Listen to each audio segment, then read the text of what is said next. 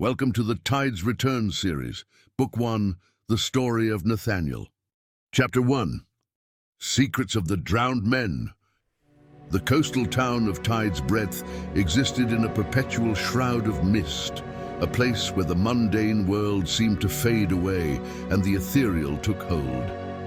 It was a realm unto itself, where the passage of time felt languid and the very air was heavy with secrets.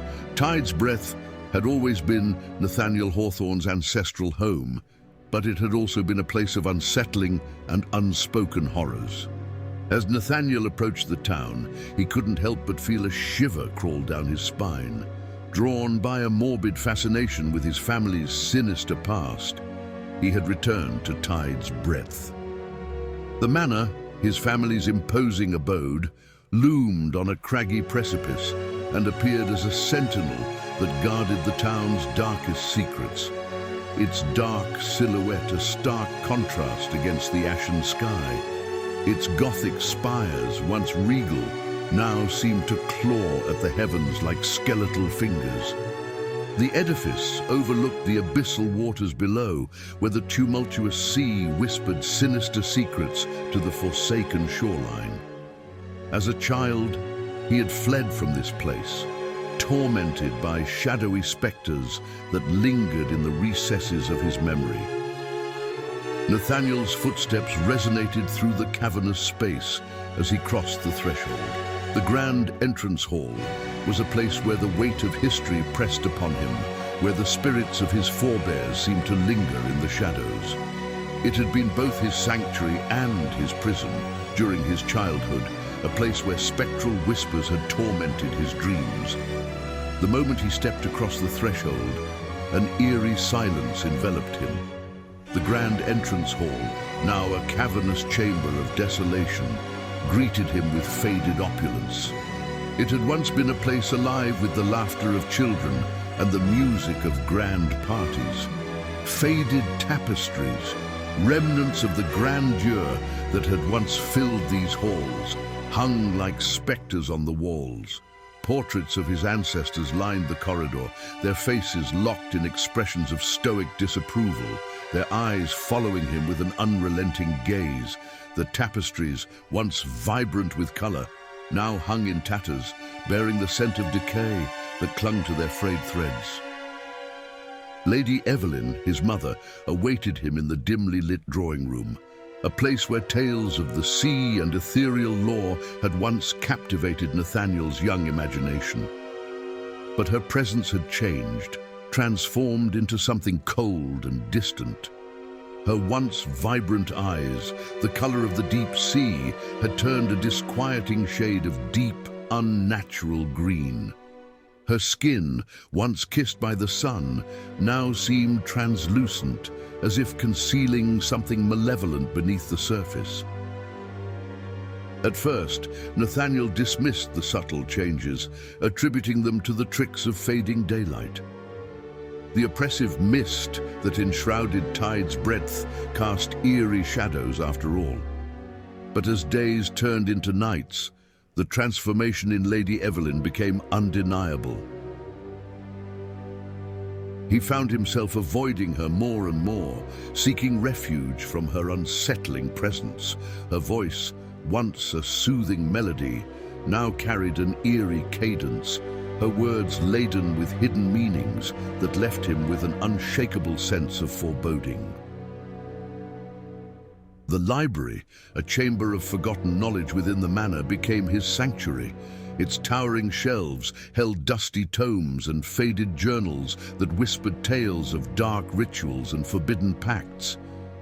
Here, he unearthed the first chilling revelation, an unholy legacy that bound his family to something called the Drowned Men of Tide's Breadth. Amidst the labyrinth of knowledge, Nathaniel's eyes fell upon a large, intricate music box, resting delicately on one of the shelves.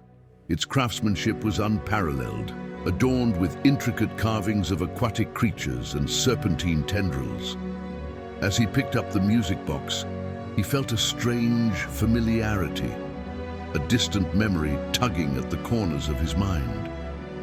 The polished wood was cool beneath his fingertips, and the ornate carvings on its surface told a tale of intricate craftsmanship. He examined the delicate music box and found the lid inexplicably sealed, a testament to the artisan's skill. The beauty and intricacy of the music box were undeniable, its carvings depicting scenes of an ocean's depths, teeming with life. Nathaniel couldn't help but be captivated by the craftsmanship, even though he couldn't access the melody that once lay within. He set it aside, a curious relic among the many mysteries that awaited him within Tide's Breath's gloomy embrace. After examining the music box, Nathaniel's curiosity reluctantly yielded to the pressing weight of his research. He returned to his seat among the towering shelves, a heavy oak desk before him, its surface worn by years of study. As he sank into the high-backed chair, he felt the familiar embrace of the library's quiet solitude enveloping him, a sanctuary where the secrets of Tide's Breath waited patiently to be unveiled. With a deep breath, he turned his attention back to the cryptic tomes and faded journals that promised knowledge, a sense of anticipation stirring within him. The scent of aged parchment and the dim glow of antique lamps served as his refuge. It was here that he continued his exploration of the cryptic texts and arcane symbols that promised insight into the town's unsettling past. These volumes chronicled the unholy connection between Tide's Breath and the malevolent drowned men. These enigmatic figures were shrouded in legend, beings who had once been human but had succumbed to the abyssal depths and emerged transformed, their forms twisted by the unfathomable powers that dwelled beneath the sea. Each page turned revealed a fresh layer of horror, the pact forged between his ancestors and the drowned men, the sinister power granted to the town, and the dreadful toll exacted from those who surrendered to the abyssal waters. The drowned men, it seemed, were the very embodiment of malevolence, a force that pulsed through the veins of Tide's Breath like a dark undercurrent. Nathaniel was tormented by the chilling realization that his mother's transformation was not an isolated event. Her fate was part of a pattern stretching back through generations, a legacy that ensnared his family in a web of darkness from which escape seemed increasingly elusive. His home library, once a sanctuary, had transformed into a prison of its own. Nathaniel grappled with the revelation of his mother's connection to the town's dark history, and the mysteries that lay ahead were as profound and treacherous as the abyssal waters that encircled Tide's Breath. Despite the relentless dread that clung to him, he understood that there was no turning back. Tide's Breath held him in an unyielding grip, and the malevolent forces dwelling within its murky depths would not release him without exacting a harrowing price.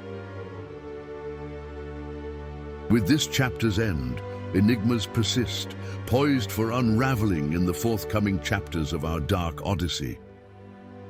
As you delve deeper into the enigmatic tale of Tide's Breath, be sure to leave your mark in the shadows below. Like to illuminate the path, comment to share your own cryptic theories, and subscribe to stay bound to the secrets that linger in the depths. Together, we shall unravel the mysteries that plague this haunting story. We extend our deepest gratitude to you, dear listener, for embarking on this enigmatic journey with us.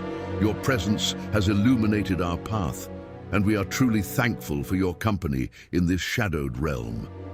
Until we meet again, may the mysteries of Tide's Breath linger in your thoughts.